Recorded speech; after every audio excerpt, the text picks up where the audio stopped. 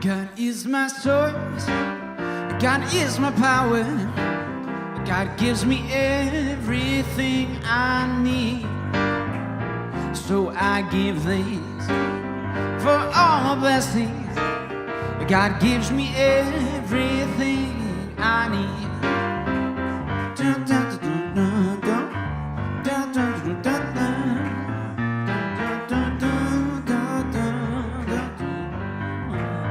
God is my source, God is my power, God gives me everything I need. So I give thanks for all my blessings. God gives me everything I need.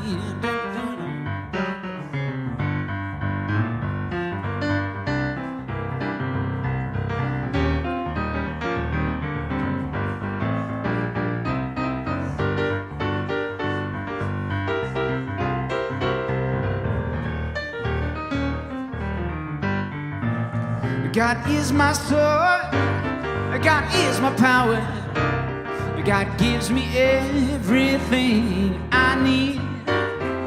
So I give thanks for all my blessings. God gives me everything I need.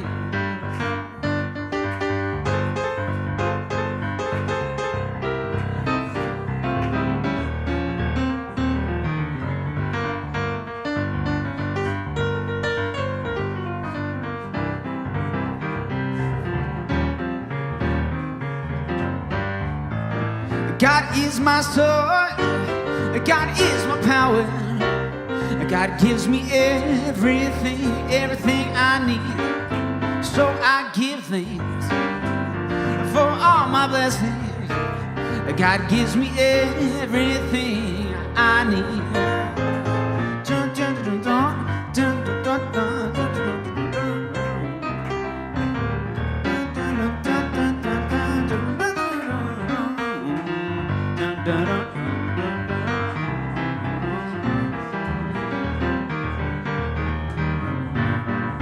God is my sword, God is my power, God gives me everything, everything I need.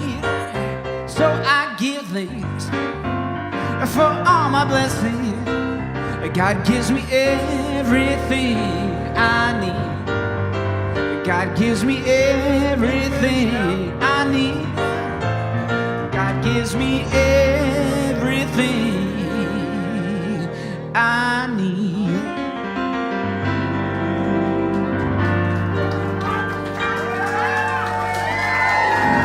Rev in the house. All right. He's back. What do you know? I'm still alive and well. What do you know? Me and Johnny Winter. So good to see everybody. How y'all doing? Yeah. So how do you like my new weight reduction program? I do not recommend it. It's like, oh my God, you look amazing. Oh, yeah. Well, a little cancer will do that for you. But I'm happy to report. Oh, I forgot the live stream is on. Hi, live streamers. I'm happy to report that I got a clear scan this week. They've got it all out. So the power of your prayers, and I just want to thank you all for your cards and support. And really, I know it was kind of hard, but the time that, Steffi and I both needed to just kind of focus on keeping our scene going. And it was a rough 6 weeks or so. But I'm back in the saddle, and it's great to be here. And it's great having those of you joining us online. Now, if it is your first time joining us, welcome. This is a faith community who welcomes all who practice their beliefs and faith and love. And in case you don't know, my name is Reverend Dr. Michael McMorrow. I've been out for a while. That's what all the ruckus is about in the house. And so if you're local, come on in and join us sometime. And our musical talent today is Mr. Jason Goldstein. Yeah. So what time did you get to bed last night? I know you had a late night, right? Yeah, I shouldn't share that. Yeah, but your voice is amazing. Thank you. And it's amazing what vocal exercises will do. And it's my honor to also introduce our presider today, who is our pastor emeritus, my teacher, teacher for many of you here in the room. So Reverend Dr. Maureen Hoyt. All right, so you're going to read these.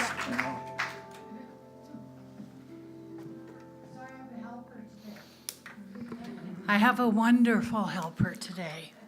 Feels like old times. It does, doesn't it? Yeah. Good morning. Good morning. Good. Our call to service is called Lighting the Flames of Faith. We perform this ceremony to promote the universal consciousness of life, which acknowledges that all peoples, all faiths, all sentient beings come from that one great universal presence, which we call spirit. Fundamental to this truth is the unifying nature of all religious thought and experience, which we honor here today. As Reverend Mike lights the first candle, it is for the Tao, honoring the universal path of harmony and equilibrium, the natural way. We light the second candle for the shamanic traditions, honoring the beliefs and practices of all indigenous peoples, the way of primal spirituality. We light the third candle for Hinduism, honoring the path of knowledge, action, and devotion.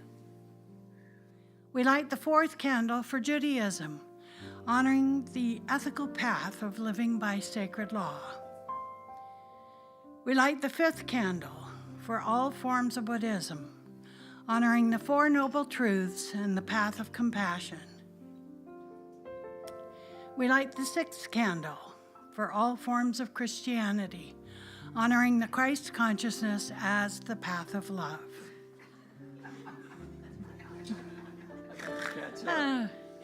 Somebody could move the air in here a little bit.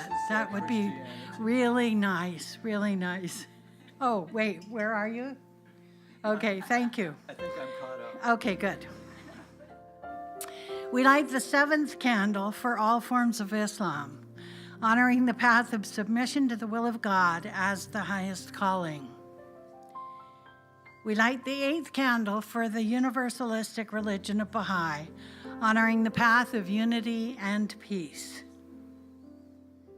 The ninth candle we light for all forms of new thought, honoring the metaphysical path of mental healing through the practice of universal spiritual principles. We light the 10th candle for all those who are as yet unaware of the power and presence of Spirit in their lives and for the place we hold for them at this center and in our hearts. As Reverend Mike lights the healing candle, please put silently into the light the names of anyone you wish to have the healing flame of God's eternal light.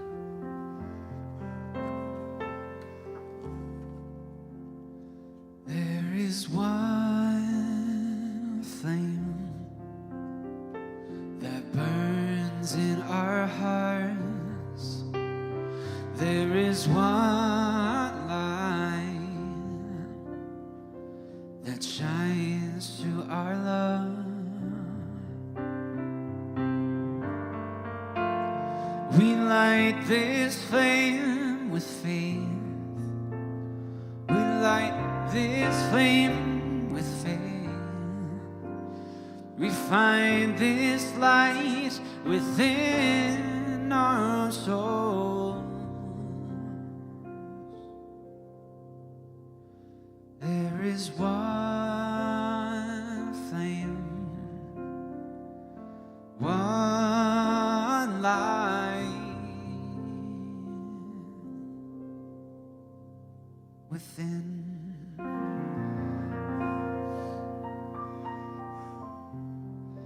And as we stay within for a few minutes here, we recognize the power and presence of Spirit has identified itself by means of each and every person here today.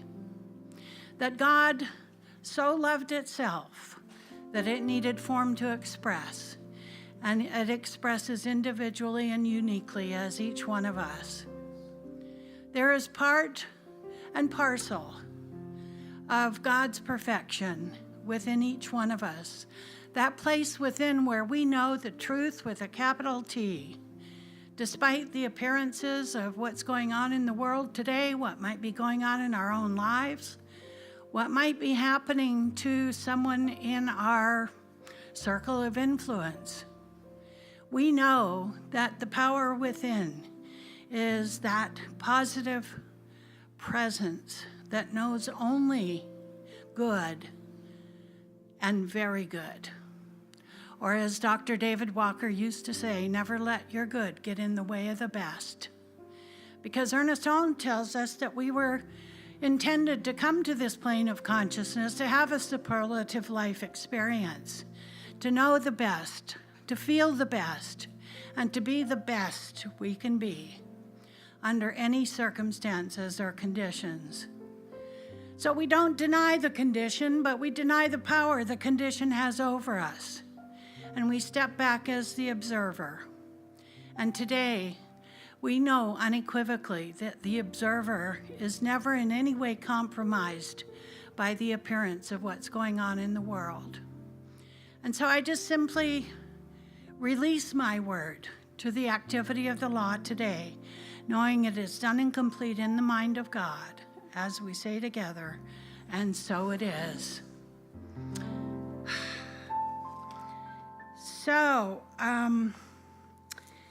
I have been holding on to a story that I have had for years and years and years. More years. Well, when you hear the story, you'll understand how deeply affected I was by it. And it kept it on the back burner for just such an occasion as today. The October monthly theme is Power Begins Within for the Centers for Spiritual Living. And this story is called The Power of Faith Has No Limits. This is like story time, everybody, so get prepared. Get prepared. Jim Castle was tired when he boarded his plane in Cincinnati, Ohio, that night in 1981. The 45-year-old management consultant had put on a week-long series of business meetings and seminars, and now he sank gratefully into his seat for the flight home to Kansas City, Kansas. As more passengers entered, the place hummed with conversation, mixed with the sound of bags being stowed. Then suddenly, people fell silent. The quiet moved slowly up the aisle of the airplane, like an invisible wake behind a boat. Jim craned his head to see what was happening, and his mouth dropped open. Walking up the aisle were two nuns, clad in simple white habits bordered in blue. He recognized the familiar face of one at once. The wrinkled skin, the eyes warmly intent. This was a face he'd seen on newscasts and on the front cover of Time magazine. The two nuns halted, and Jim realized that his seat companion was going to be Mother Teresa. As the last few passengers settled in, Mother Teresa and her companion pulled out rosaries. Each decade of the beads was a different color, Jim noticed. There are 10 of them on a rosary, in case you didn't know that. That's why they're called decades. The decades represented various areas of the world, Mother Teresa told him later, and added, I pray for the poor and dying on each continent. The airplane taxied down the runway, and the two women began to pray, their voices a low murmur. Though Jim considered himself not very religious Catholic, which some of us are, who went to church mostly out of habit, inexplicably he found himself joining in. By the time they murmured the final prayer, the plane had reached cruising altitude. Mother Teresa turned toward him. For the first time in his life, Jim understood what people meant when they spoke of a person possessing an aura. As she gazed at him, a sense of peace filled him. He could no more see it than he could see the wind, but he felt it, just as surely as he felt a warm summer breeze. "Young man," she inquired, "do you say the rosary often?" "Oh, no, not really," he admitted. She took his hand while her eyes probed his. Then she smiled. "Well, you will now." And she dropped her rosary into the palm of his hand. An hour later, Jim entered the Kansas City airport, where he was met by his wife, Ruth. "What in the world?" Ruth asked him when she noticed the rosary in his hand. They kissed, and Jim described the encounter. Driving home, he said, "I feel as if I met a true emissary of God." 9 months later, Jim and Ruth visited Connie, a friend of theirs, for several years. Connie confessed that she'd been told she had ovarian cancer. "The doctor says it's a tough case," said Connie, "but I'm going to fight it. I won't give up." Jim clasped her hand. Then, after reaching in his pocket, he gently twined Mother Teresa's rosary around her fingers. He told her the story and said, "Keep it with you, Connie, it may help." Although Connie wasn't Catholic, her hand closed willingly around the small plastic beads. "Thank you," she whispered. "I hope I can return it." More than a year passed before he saw Connie again. This time her face was glowing, and she hurried toward him and handed him the rosary. "I carried it with me all year," she said. "I've had surgery and have been on chemotherapy too. Last month, the doctors did a second look at the surgery, and the tumor's gone completely." Her eyes met Jim's. She said, "I knew I had to see you so I could give you the rosary back for the next person." In the fall of 1987, Ruth's sister, Liz, fell into a deep depression after her divorce. She asked Jim if she could borrow the rosary, and when he sent it to her, she hung it over her bedpost in a small velvet bag. "At night, I held on to it, just physically held on," she said. "I was so lonely and afraid. Yet when I gripped that rosary, I felt like it held a loving hand." Gradually, Liz pulled her life together, and she mailed the rosary back. "Someone else may need it," she said. Then one night in 1988, a stranger telephoned Ruth. She'd heard about the rosary from a neighbor and asked if she could borrow it to take to the hospital where her mother lay in a coma. The family hoped the rosary might help their mother die peacefully. A few days later, the woman returned the beads. "The nurses told me that a coma patient can still hear. So I explained to my mother that I had Mother Teresa's rosary and that when I gave it to her, she could let go. Right away, I saw her face relax, the lines smoothed out until she looked so peaceful, so young. A few minutes later, she was gone." Fervently, the woman gripped Ruth's hands and said, thank you for sharing this." Is there a special power in those humble beads? Or is the power of the human spirit simply renewed in each person who borrows the rosary? Or, as you would be asked in religious science, is it the power of belief? Is it the power of belief? Do I believe in using a rosary? I met with a client this past week where I said to her, you can take the girl out of the temple, but you can't take the temple out of the girl. And I feel like that as a Catholic. I'm not a practicing Catholic anymore, as probably a few others here are not either. But there's still that part of me that has such a connection to the rosary, such a connection, even though every Hail Mary that you say when you do the rosary is done by rote for the most part. But something inside me subconsciously is hearing those prayers, and my body is responding to those prayers. Jim only knows that the requests continue to come, and often unexpectedly.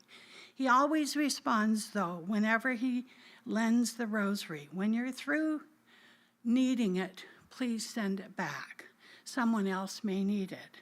Jim's own life has changed too since his unexpected meeting on the airplane.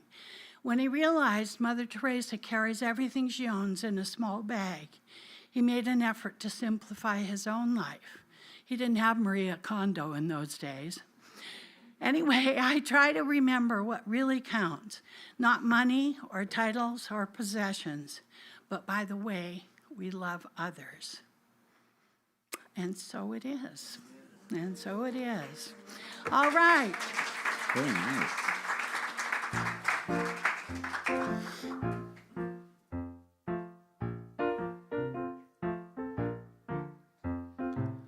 This little light of mine,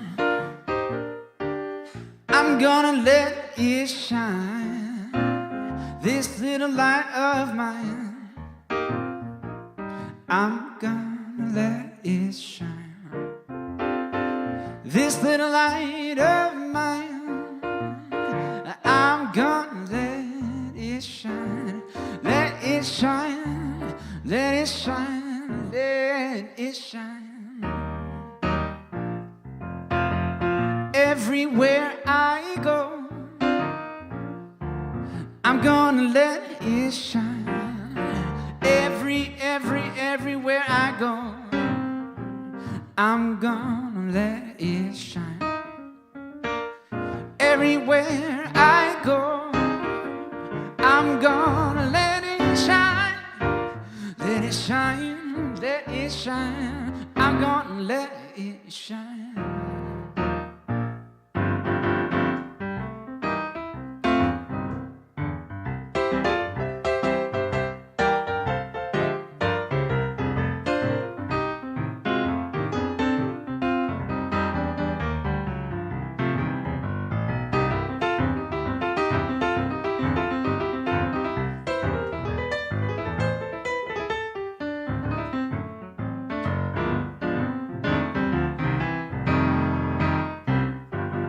In my brother's heart, I'm gonna let it shine. In my brother's heart, I'm gonna let it shine. In my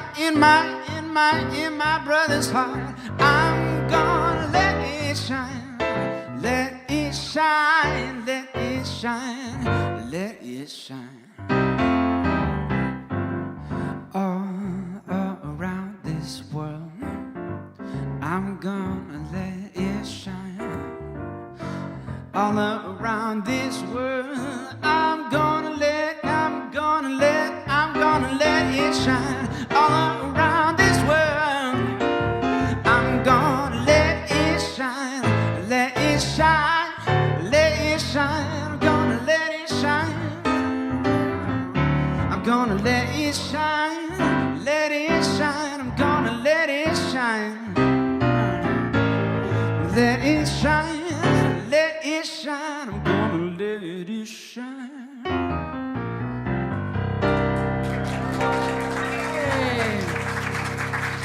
Thanks, guys. Thank you, Jason. Thank you. We love our Jason. We love our Jason. Thanks, you guys. Thank you. Yeah, some churches have a hard time getting musical talent. They just seem to gravitate toward here. And Jason's a teacher, too, of music. So those young people that you see here periodically are his students. So thank you. Thank you. Thank you. All right, we have some announcements. That's on the agenda for this morning. Practitioners are available for a 2-minute tune-up this morning or a 3-minute tune-up, 5-minute tune-up, whatever it takes. Some of us are a little dense when it comes to accepting spiritual mind treatment as a focus of our healing. Informed, okay, yeah, all right, thanks, yeah. So if you're a licensed practitioner, put your hand up this morning, look around. These are all the peeps who are here today. Yes, yes. There is a new Zoom ID for fellowship, and you'll need to contact Lissa for that. Her email is up there.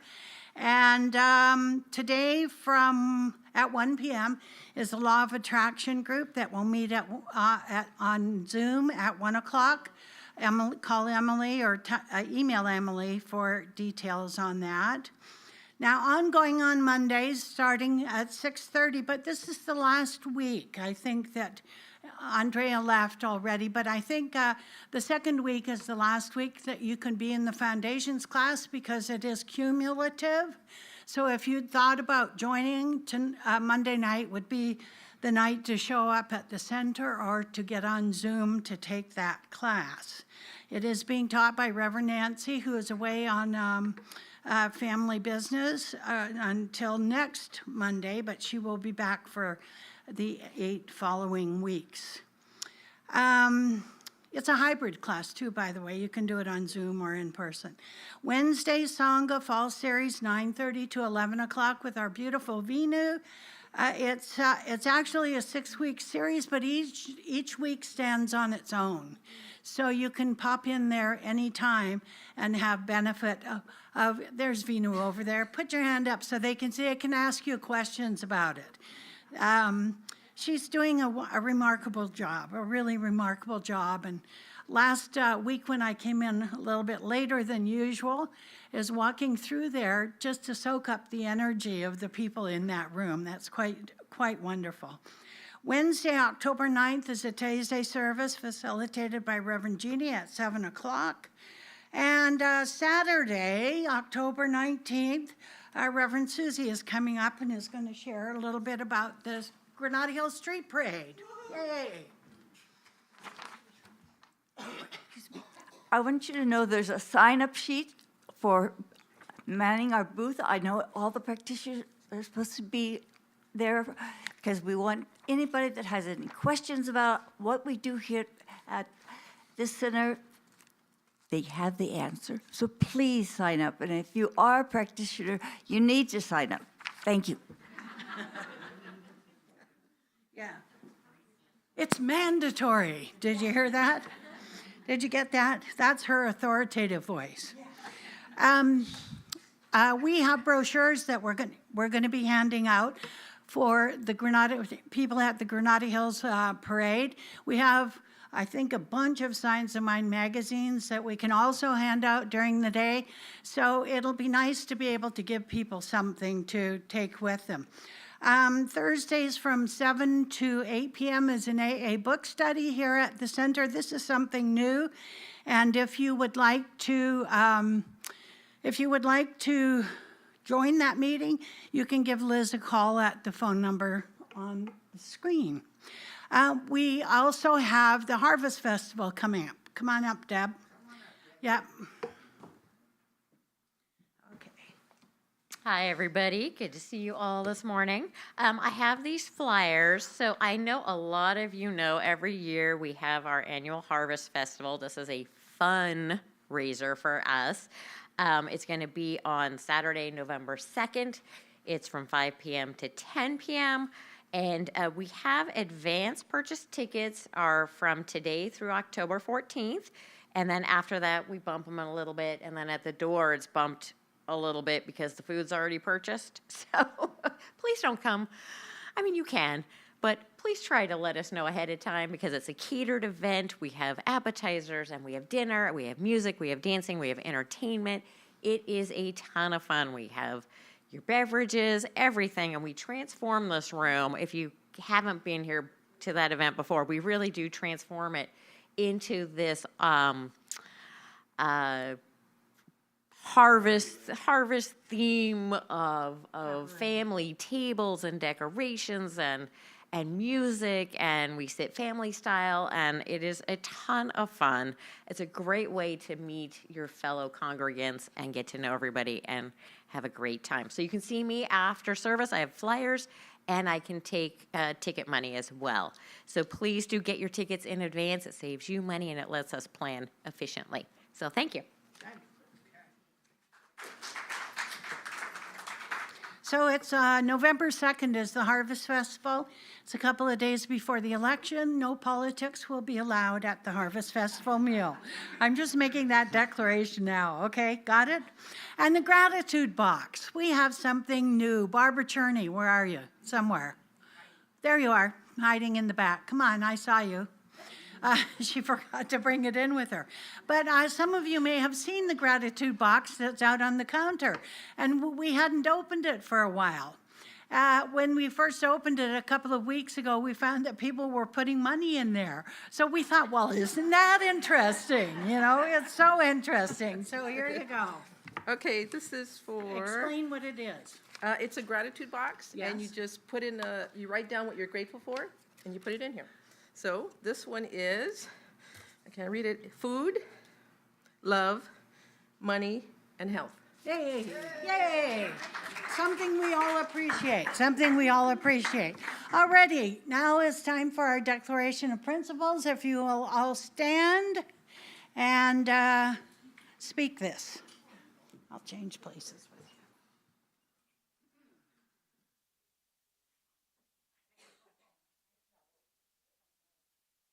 We believe in one universal spirit, manifesting through all, natural and incarnate in us. We believe that the one universal spirit is personal to and reveals itself through everyone who recognizes its presence.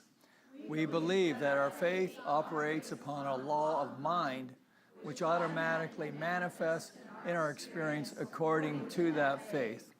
We believe in the unity of all life and in the immortality of the individual soul, forever expanding.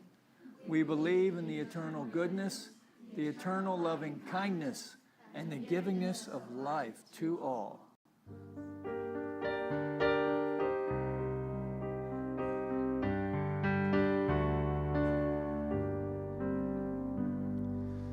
I am holy light.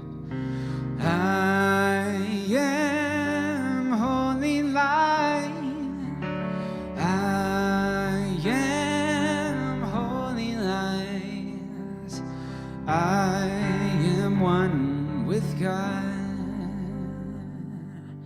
I am perfect health. I am perfect health. I am perfect health. I am one with God. I am beautiful. I am beautiful. I am beautiful. I am one with God. I am holy light. I am holy light. I am holy light. I am one with God. I am one with God.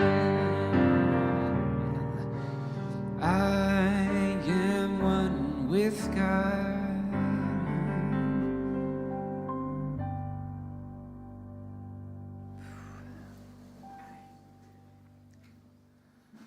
Thank you, Jason.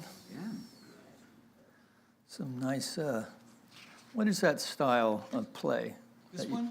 that you were doing for your, Oh, Ne- stridey. Stridey. Stride piano, give or take. kept waiting for a gunslinger to come in through the back. I've been watching too many Western shows. I think maybe that was a past life. Could have been. Yeah. I was Doc Holliday and you were, anyway, let's get off of that. Yeah. There was one of the things that I've discovered on my time off is that there was a Maverick before James Garner. Yeah. So I watched those old shows. If you have any questions about that, just see me. Apparently, you can get 7 or 8 bullets in a 6-shooter as well. I mean,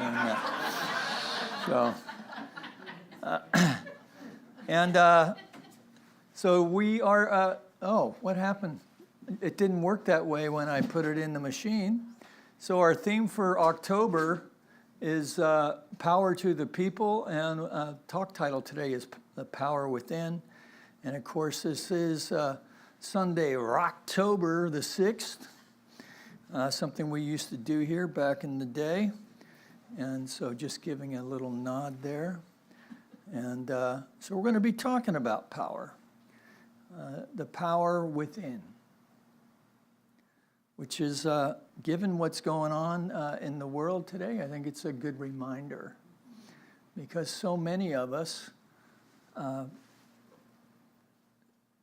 lose track that we do, in fact, have power over our experience, because it all begins in mind. You know, it feels like the world of conditions is making us do and feel certain things, but the truth is that we have agency, and we're not doing it alone, right? There's an I behind the I, right? And there's deeper levels of awareness behind this experience that we're currently having.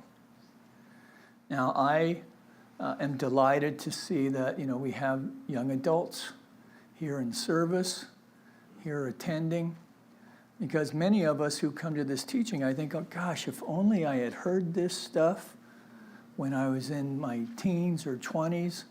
But the truth is, isn't it, let me just put this out. Isn't it true that we've always known this stuff in some way? And all we needed was just to have it validated, right? Validated not by our mom or our dad, but validated in community of like-minded people, right? That's why it's so important to be able to have places like this to come and share these principles with each other. You know, Dr. Maureen gave this wonderful story today, right? So the rosary kind of became a talisman, right? That was passed from person to person. But there's an energetic in that, right? There's an energetic in that, you know, Mother Teresa, right? Oh, a saint, right? But you know, you are a saint. You are a saint. In spite of whatever you think, oh no, but I did this one thing way back, or yesterday, or on my way here, right? Cancel that. Yeah. So I also want to acknowledge that we are now in the new year in the Jewish tradition. So for Rosh Hashanah, I just want to acknowledge that. And also, you know, to just hold in our hearts those who are struggling in any way, even if it's yourself, within your own heart. And so, yeah, you're not in North Carolina and haven't lost anything, but that's their experience.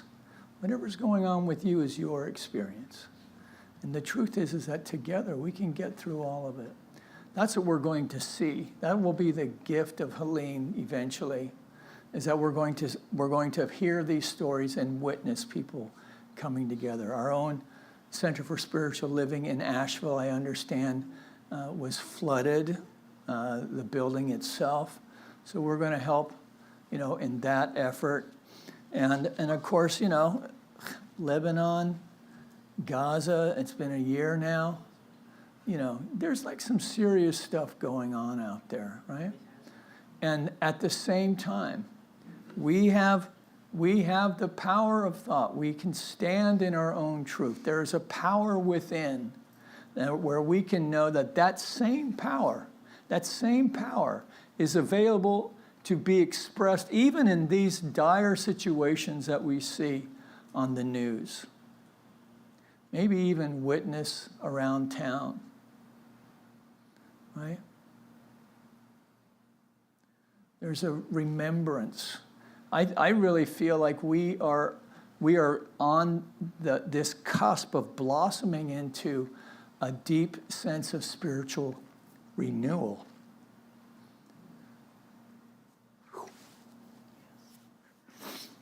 Because what the hell else are we going to do? Yes. Right? Yes. We got to, even Coldplay is saying you got to pray, for crying out loud. So on Science of Mind, or on Science of Mind, on one with SNL last night, which was hilarious, by the way, regardless of your political stripe. They took some good jabs at everybody, so it was fun. All right, so I wanted to give you this image today of a sunrise in Yosemite, and also to share with you a picture of my grandson. Yeah. So give something up and a new arrival, and he may be popping up in pictures, throughout.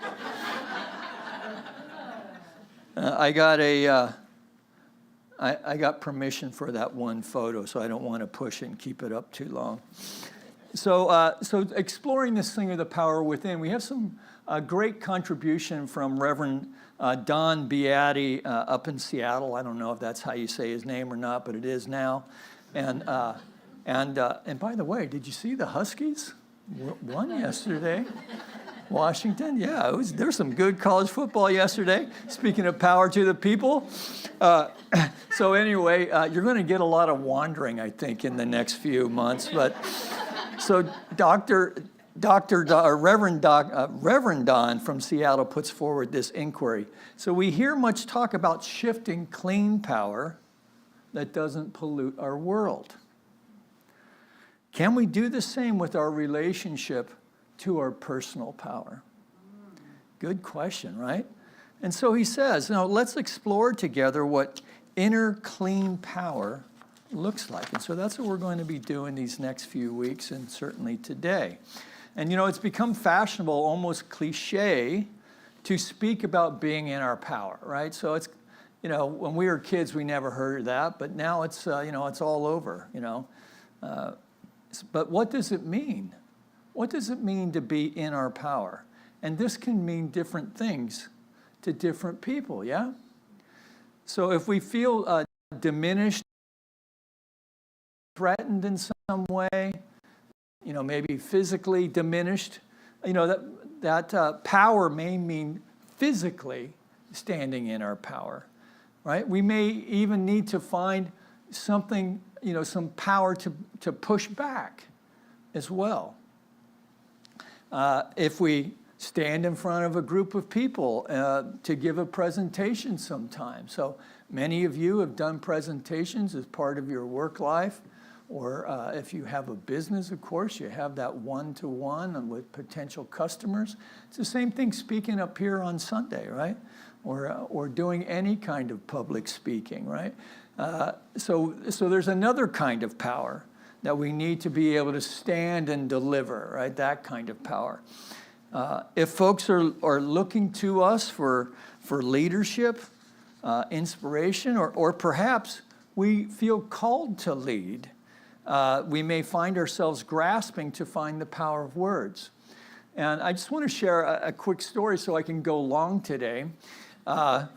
This happened when I was like 20 or 21. When you're a young adult, you're kind of playing around with this power, right? Like you feel like, it starts in your teens, you feel this upwelling of something going on, and then you start in your working world, and you start working with some older adults who, why are they doing things that way, right? And I remember I was basically an apprentice, didn't really know much, and the boss was gone, and it was, I worked with two older guys, probably 10, 15 years older. They had houses and families and all that. The boss was gone, and they didn't have any instructions.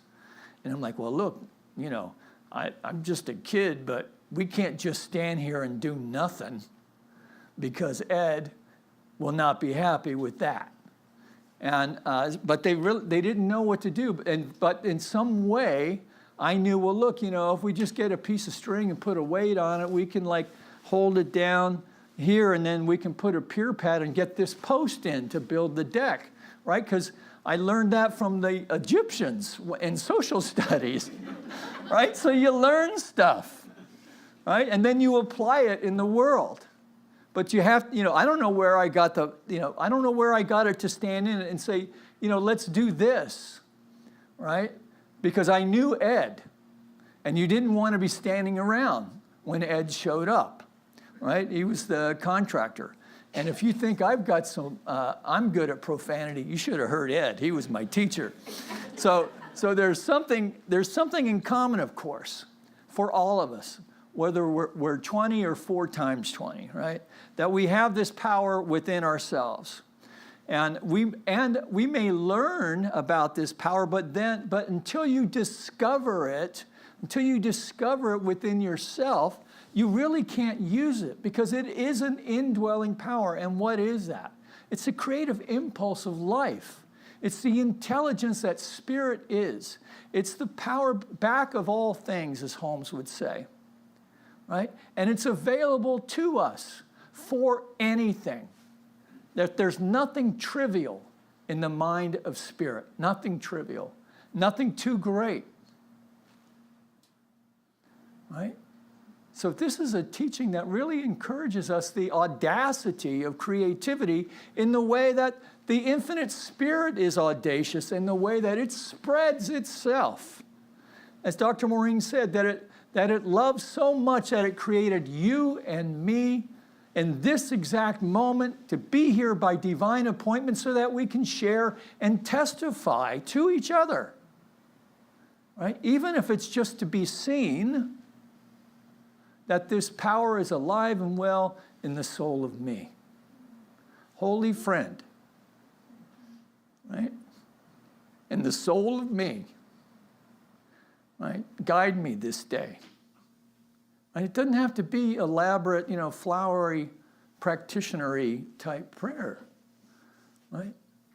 The Spirit knows your heart, right? And that willingness and that allowing is the resonance. There's a resonance that allows the power to come forth. So there is something. Oh, Jamie, it's time for you to go now. There is something which awaits on our recognition to spring into being, bring with it all the power of the universe. That's our pal, Ernest Holmes. And so for people of faith, there is one common denominator. That is the power of faith in that one power back of all things. So when we speak from this place of awareness, right? So it's not just something that we've heard or do by rote, but we take a moment just to breathe, to check in, maybe put our hand over our heart and just remember that love is the driver, love is the energetic expression, right? And just allow ourselves to have a moment of peace and serenity. And let the storm, the tempest of whatever has us concerned, just take another breath and feel the release. It's like simple stuff that we forget to do, right? And you know where I learned that was not here, but in a yoga class, right? Where the instructor's saying, breathe, breathe. Because we have a tendency when we're stressed to clench up, right? We can't release when we're like this. We have to release like this.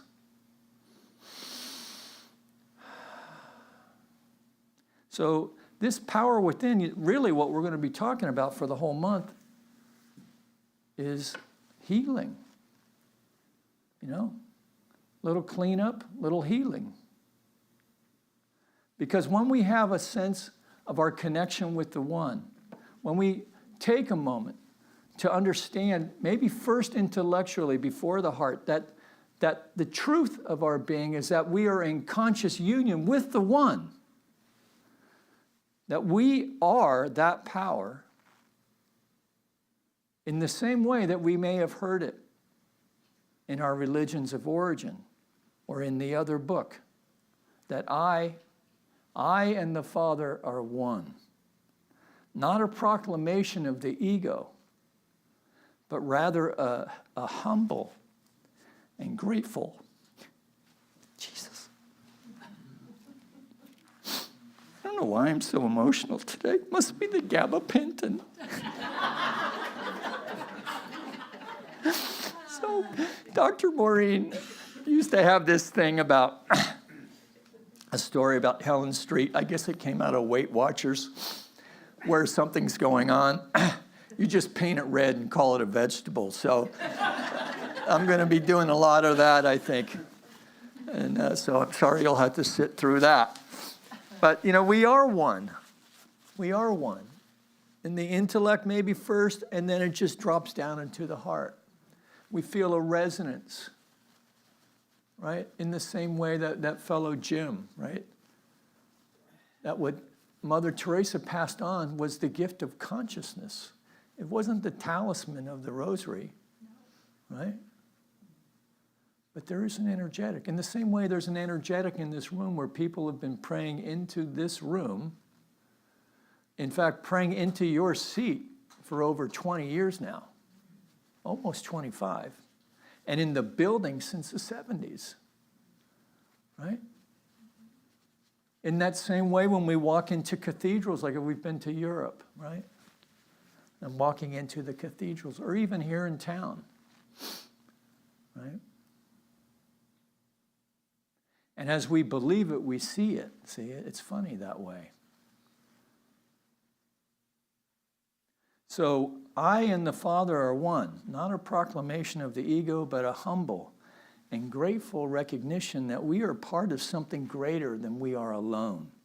That the physical is included in the spiritual, as Holmes reminds us. The physical is included in the spiritual, and it's more than that. The physical is not just in the spiritual, it is an expression of the spiritual. That you and I are expressions of the divine intelligence. And that's a wild idea, I think. Particularly when I came from a teaching that said the power was outside of me. And I had to bend the knee and figure out the right combo to get what I want. And it almost teaches us that there's like we're paying spiritual coin in some way, right? But you are the spiritual coin, right? It's up to you and to me to be that expression, right? And there's all kinds of ways that we can get to that, right? So we treat for clarity if we have no idea what that is. So I have a friend who was talking about, both her kids are off to college, an empty house. Imagine that. An empty house, the kids are gone. There's been all this racket in the house, and now it's quiet. And she and her husband are just kind of looking at each other and going, well, what next? Well, we know what the husband wants. But after that, okay, so that takes care of the first half hour. Now what?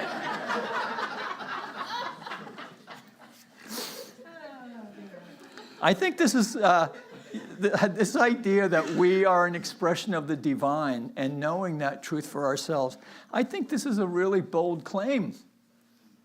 I have some programming it in there that says, well, no, you're not. Right? But there is one who has come before us to set the example that if we have the faith of knowing our oneness with the Spirit, that we can step into that with faith, courage, even moxie, audacity, if you will, to set into motion that power. And again, not set in motion as an activity of the ego, but from the strength of humility. There's strength in humility. There's strength in awe. How can you look into a star-lit sky, even in the city, right? Orion's starting to make its trip around our community now, right? The awesomeness of all of that.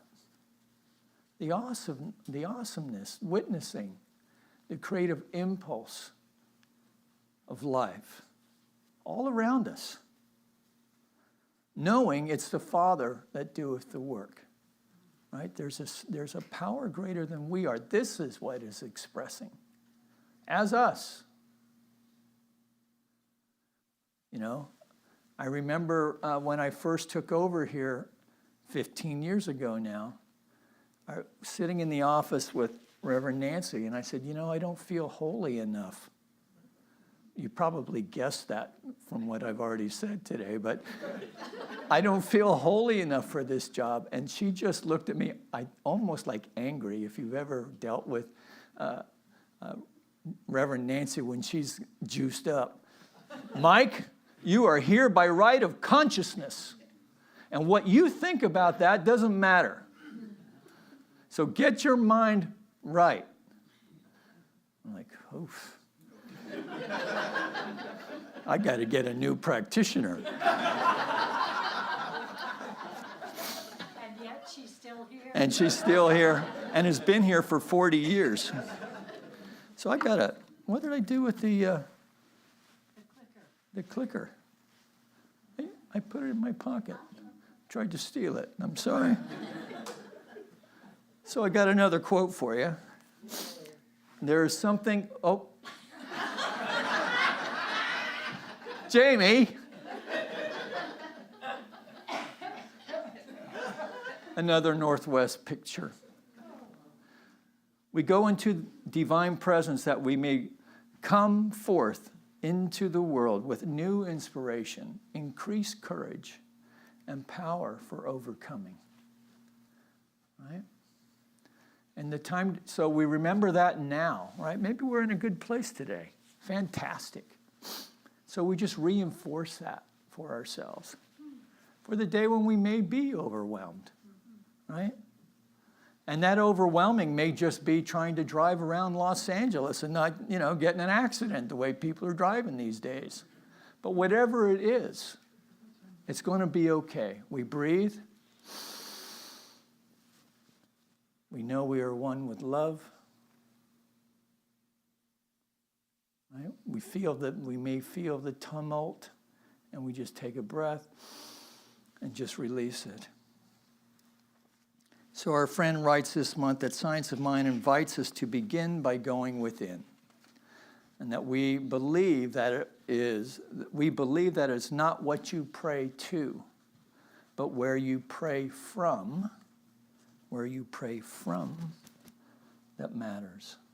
And this may be a departure from our religion of origin. I frankly don't have a nice connection with the rosary because we used to have to do that, you know, all, at that time, 6 kids kneeling in front of the sofa, saying the rosary, and then once in a while getting backhanded by my dad as I dozed off. Right? So some of us may not, you know, we come from religions of origins that we may not have, we may have some, I don't want to call it trauma. I don't know, I was traumatized in that way. Right? But we can have a reconnection. There's certainly, you know, if the rosary is too Christian or Catholic for you, you know, you can get mala beads. You know, and do affirmations 108 times, right? Takes about the same amount of time. And there's a peace and serenity that comes with the practice. If nothing else, it's knowing that you did your practice, right?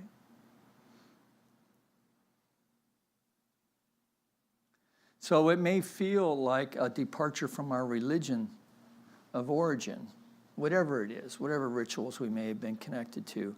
And where this may be so, it is not a departure from our spiritual origin. Right? Religion is the vehicle that allows us to discover our spiritual origin, in my opinion. That this is the source, our spiritual origin is the source of clean power. In fact, we may need to remind ourselves of this fact regularly, even daily, to start our day with the simple affirmation that I and the Father are one, and today I live, move, and have my being in the creative impulse of life, that I am intuitively guided to ways that serve not only myself, my physical body, my spirit, my mind, but I'm now open to be in service to others in this same way, right? Because then it becomes like a morning offering, if you will.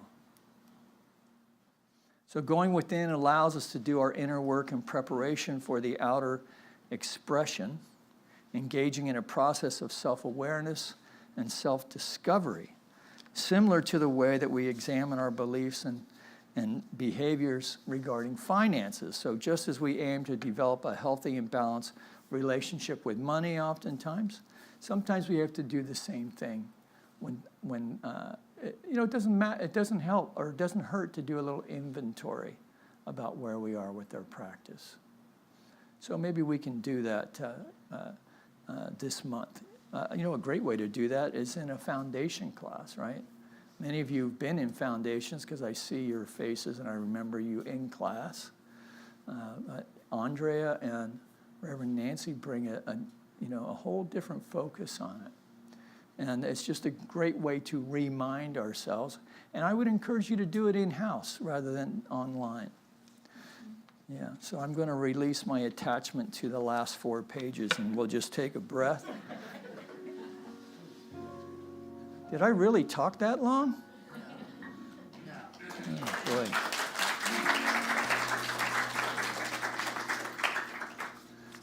I guess I shouldn't take 6 weeks to write a Sunday talk, I guess. So let's just go within. All right, taking a deep breath, touching our heart. Just feel the presence of love in your own heart, the presence of love in the room,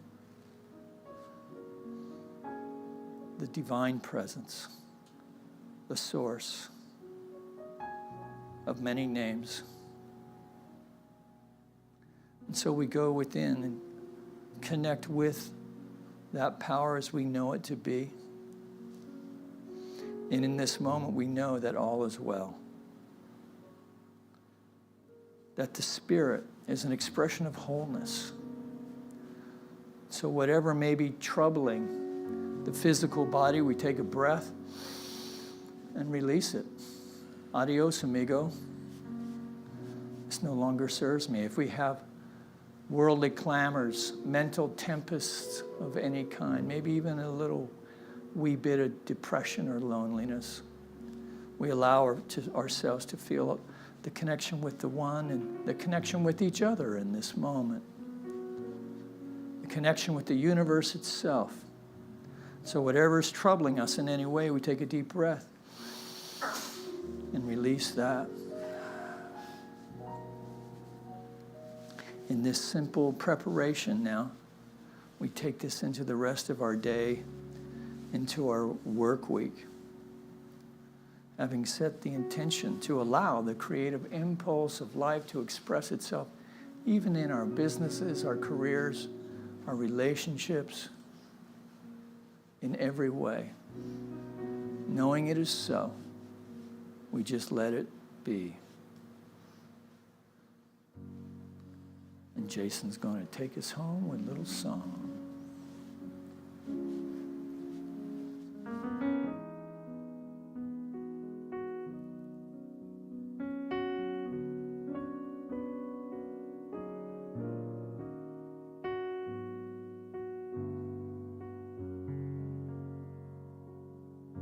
When the rain is blowing in your face and the whole world's on your case, I could offer you a warm embrace to make you feel my love. When the evening shadows and stars appear and there's no one there to dry your tears, I could hold you for a million years to make you feel my love. I know you haven't made your mind up yet, but I could never do you wrong. I've known it from the moment that we met. There's no doubt in my mind where you belong. Yes, I'd go hungry, I'd go black and blue, I'd go crawling down the avenue. Just know that there's nothing I wouldn't do to make you feel my love.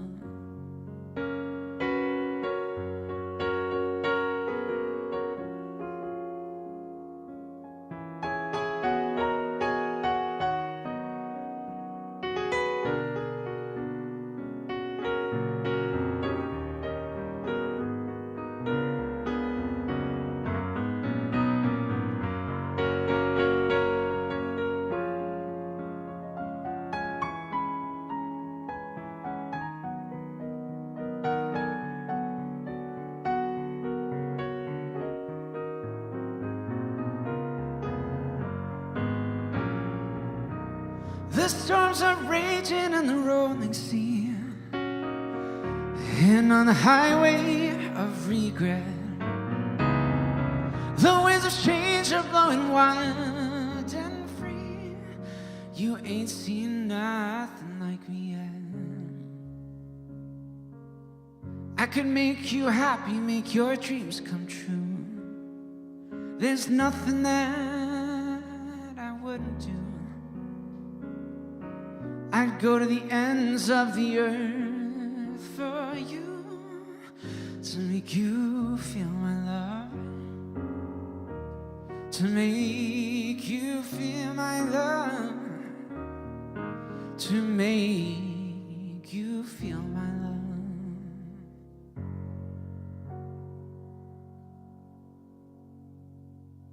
Yeah, thank you guys. Thank you.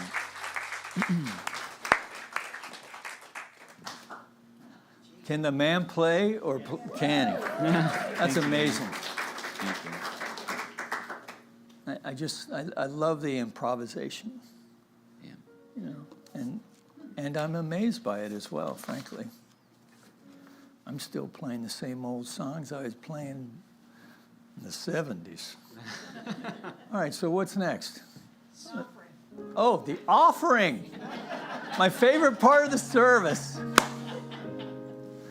So, you know, you've all been very generous.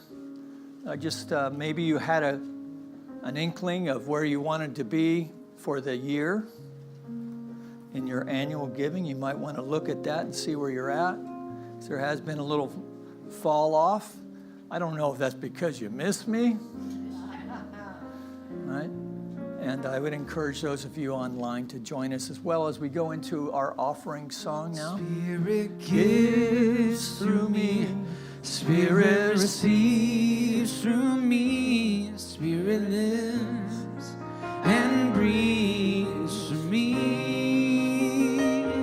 Spirit lives and breathes through me, Spirit gives to us, Spirit receives through us, Spirit lives and breathes through us, Spirit lives and breathes through us, Spirit gives through you, Spirit receives through you, Spirit lives and breathes through you, Spirit lives and breathes through you.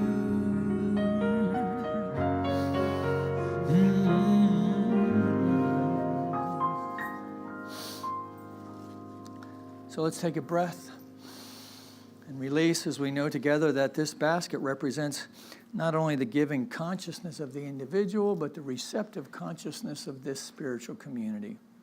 The generous consciousness of that individual that knows that God is our source, our supply.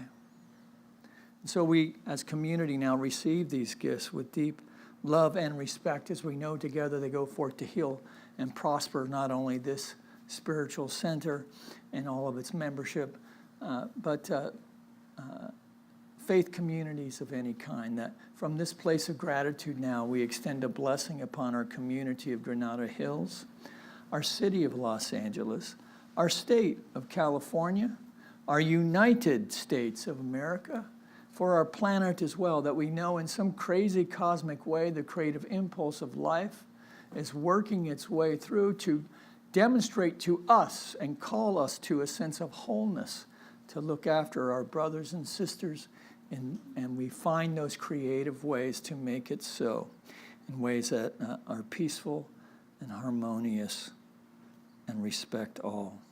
So we take a deep breath. We release it. We let it go. Let it be so. Together we acknowledge this by saying, and so it is. And let's see, what's next? Oh, kids. If we have kids, I think we have a few. Oh, yes, come on. What are you doing, Chloe? Oh, you're going to go get them? All right. I'm very emotional. All right, hustle up, kid. No, that's on me. I was supposed to hit the doorbell. God, there's so much to do up here. I've forgotten. All right, so you know what? How about I give you a little health update, right? Okay, so the cancer has been removed. Yeah. Come on in. And I've been rebuilt on the inside, so any of you who had dual exhaust installed in the 70s in your car, I went from dual to single now, and so I'm doing well that way. I'm going to have to get a little more treatment, so I keep those prayers a-coming. And anyway, I'm just going to walk through this with you. We're going to paint it red and call it a vegetable, right? All right, are you guys coming up or no? No, they're having Okay, me. great. We're talking. Please, go ahead. They're like, can we go through the back? Oh, sorry. So I'm Charlene. So we had the kids today, and we did food for thought was the premise. And so they made different foods, and they wrote affirmations on that food, and then put it in a box, so they can take that with them. So that was our That's work nice. today. Nice lesson. Yeah. Yeah. Maybe we should do that in the fellowship hall in Sparks Hall afterwards. All right. So I apologize for going long, but apparently I had a lot to say today. It was wonderful to be here with all of you. Thank you to those of you joining online.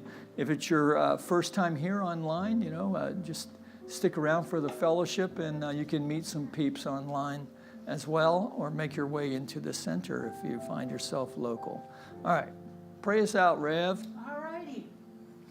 So going within for just a minute here, and know that an idea that we've always had is, I'll see it when I believe it. But I'll believe it when I see it, is taking it from the logical mind to the heart. Knowing that we are not here to intellectualize spirit. We are here to spiritualize the intellect. And so today I know for all of us, Reverend Mike has provided for us a way and has shown us an idea whose time has come. That there is a power for good in the universe available to everyone, and we can use it. So as we become the observer of our lives and move out into our world, it becomes easier to be the observer of the world in general. We know that everyone in service today at this center is blessed in myriad and beautiful ways. Because I have served, I have grown. And so from this place in consciousness today, I joyfully receive and give thanks. I'm in gratitude for each and every person here. I'm in huge gratitude for Reverend Mike and for our new administrative assistant, Danny. If you haven't met her, make yourselves known to her today in fellowship. And to know that this is a place where we do honor all who are on their spiritual pathways, that you can bring anyone here and There is something that they may hear here that they've never heard before, but they may hear something they already know, and that's a good thing. That's a good thing. And so I just simply release my word to the activity of the law, knowing it is done and complete in the mind of God. And all that's left is for us to sing the peace song as we say together, and so it is. And today you might want to just hold hands in place because there are a little bit too many people to make a circle. Such a terrible thing to happen.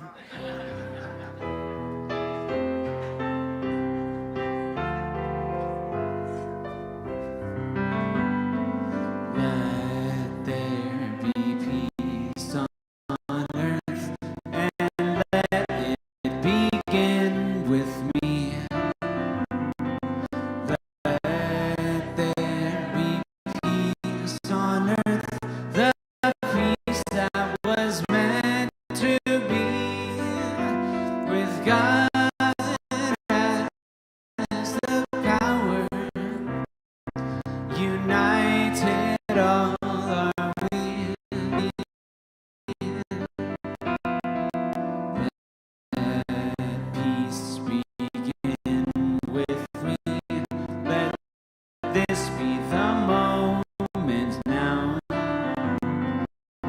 With every step I take, let this be my joyous vow, to take each moment and live each moment in peace eternally.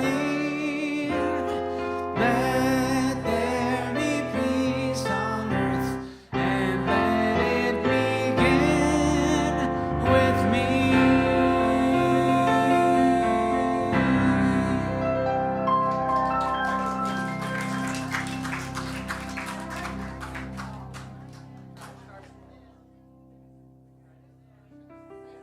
Thank you.